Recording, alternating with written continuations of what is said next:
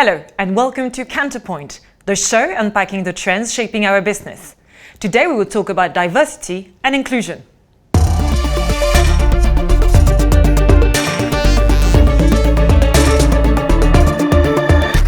Thomas Friedberger, hello and welcome. Hello.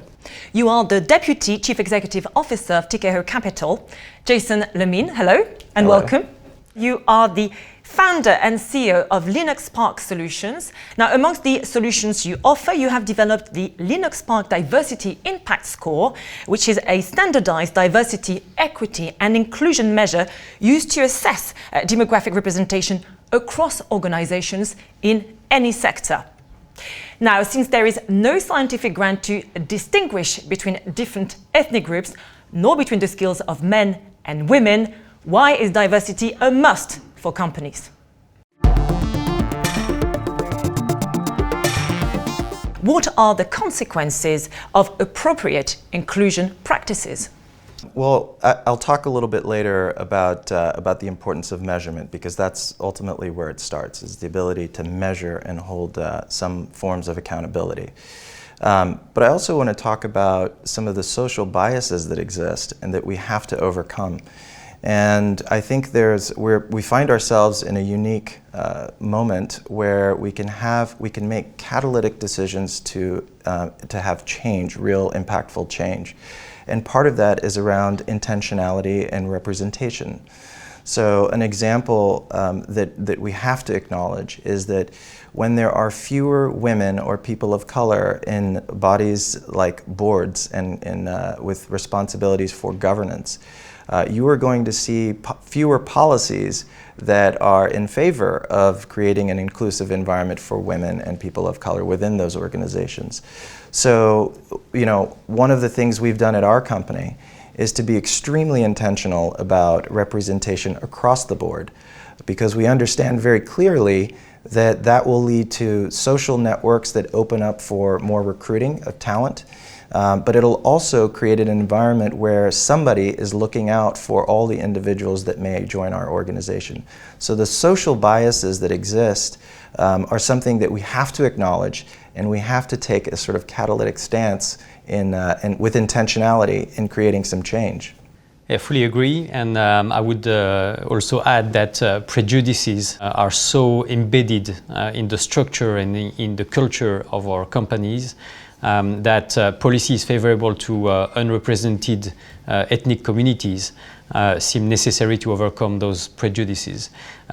Because after all, I mean, the only diversity is mindset diversity. So it's all about accepting to recruit people who do not look like us, and make sure by creating an inclusive environment that they are in a position to express fully their way of thinking. Otherwise, there is no point in hiring those people. But the problem is that what we do not understand scares us. So embracing diversity is about overcoming this fear. It's about welcoming in the organization people who will not comfort us in our convictions, but they will challenge us. So empirical evidence and academic research shows that diversity creates economic value, and people with similar mindsets tend to work together quite easily. How can those two pieces of evidence be reconciled? And surely there's nothing more similar than, let's say, two graduates from Ivy League schools, for instance. Hence the question of socioeconomics. You've said it's all about someone who looks different from you, but also who's got a very different background from you.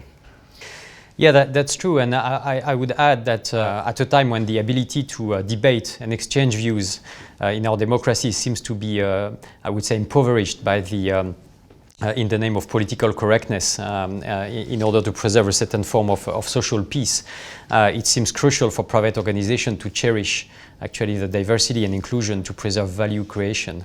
Our conviction is that the ultimate objective of a diversity policy is twofold. One is, mixing social, geographical, religious, ethnic origins, sexual orientations, cultural orientations, and it's also about creating an inclusive environment so that this diversity of thinking brings value creation.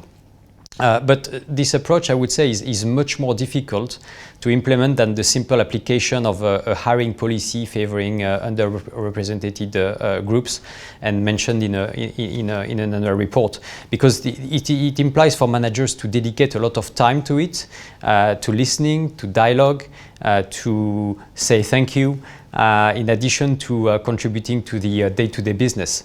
And so I would say that as every athlete knows, growth happens outside of the comfort zone, and embracing diversity is getting out of your comfort zone. So, Jason, it sounds like diversity is quite a difficult task to implement, really.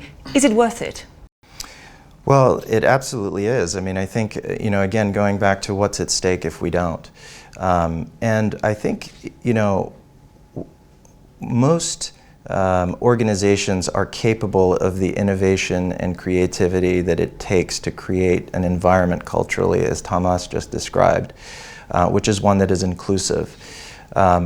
What I think has been lacking is the accountability to do it. And all of a sudden that is becoming more prevalent as we see younger talent demanding a more inclusive environment within which they're going to express themselves creatively, express themselves professionally. So if we don't get this right, it's ultimately about talent. How are you going to bring in the next generation of best-in-class talent into your organization if it's not an inclusive environment? So it's actually it's not about women, it's not about people of color, it's everyone. And that's the environment that we need to acknowledge is coming down the pike. So I think we have to start with measuring, and that is the first way to sort of introduce this concept of accountability. It's in the data. So, at our firm, we're very sort of draconian in our approach to measuring representation as an indication of what your organization is doing to address not just the recruiting, but the retention and the inclusive nature of the culture, because we have to get that part right. So to wrap up, one final question. What's better? An organization without the risk of conflict, a homogeneous one with, maybe you risk lacking creativity, or not? I mean, what are the risks in terms of the performance of a company? The jury is really out on that question. We have to create environments that are more inclusive, and we have to benefit from the differences in perspective. Every organization should be thinking about how to deconstruct the legacy of who they are and who they've become if they aren't inclusive, and rebuild with greater inclusion. It is a business imperative. Again, we know what the benefits are from a performance standpoint. I think we acknowledge that there's a socially right thing to do, but the risk element has been undervalued, and that is sort of coming to be more obvious. So I think you want to take on the challenge of reconstructing and rebuilding an environment that long-term is sustainable with diversity and inclusion in mind. Thomas, what's your take on this?